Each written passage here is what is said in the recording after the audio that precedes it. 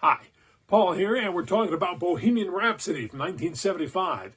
Reached number 9 in the United States and made it to number 1 in the United Kingdom. It was Queen's first chart success and one of the oddest songs of the rock era.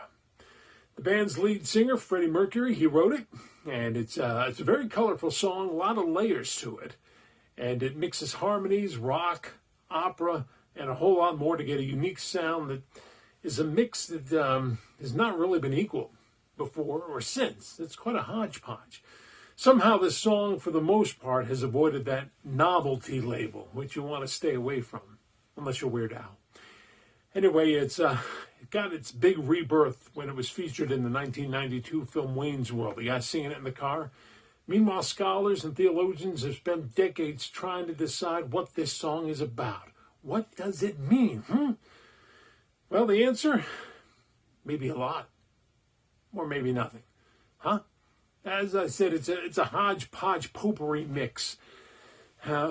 Many of the words from the song appear in the Quran. Bismillah is one of these, and it literally means in the name of Allah.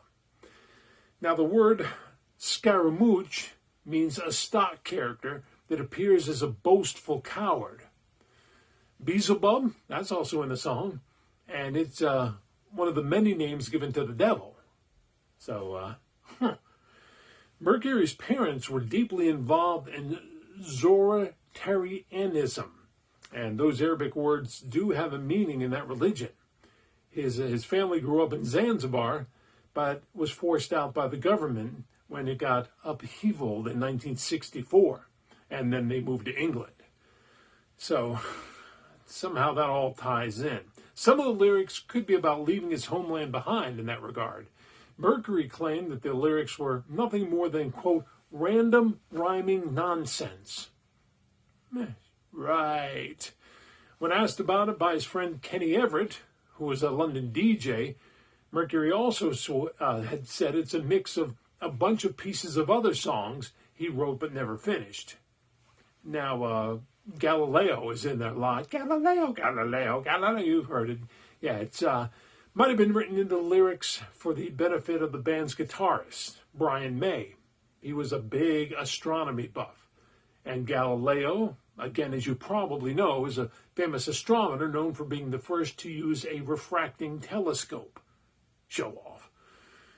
Anyway, May also gives a little more insight into the meaning of the song. He did an interview on Queen's Video's Greatest Hits DVD. When the DVD came out, they interviewed all the band members, and he tells a lot, or maybe it's less. Anyway, he says, quote, "What is Bohemian Rhapsody about? Well, I don't think we'll ever know. And if I knew, I probably wouldn't tell you anyway, because I certainly don't want to tell people what my songs are about." That wasn't a lot of help when he said that. He went on to say, quote, "I find that it destroys them in a way because the great thing about a great song is that you relate to it in your own personal experiences and your own life."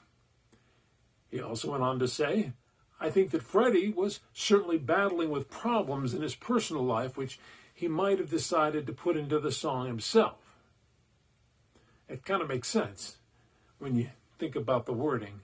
Anyway, he also said, quote, he was certainly looking at recreating himself.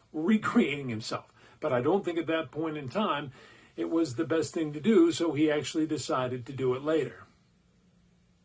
And May said, "I think it's best to just leave it with a question mark in the air."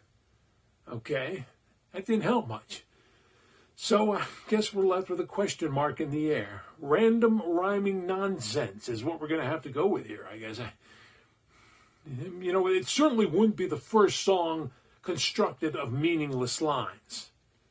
I could name off 10, and it certainly wouldn't be the last. I do think, however, that there is plenty going on in the song. It's just that Freddie Mercury, who passed away in 1991, was the only one that the song ever had a real meaning for. Not to say it's not a great song, fun to sing, all kinds of great music and harmonies. You know, it's not a bad thing. Anyway, what are your thoughts? Please comment, let me know, subscribe if you'd like, and like if you'd subscribe.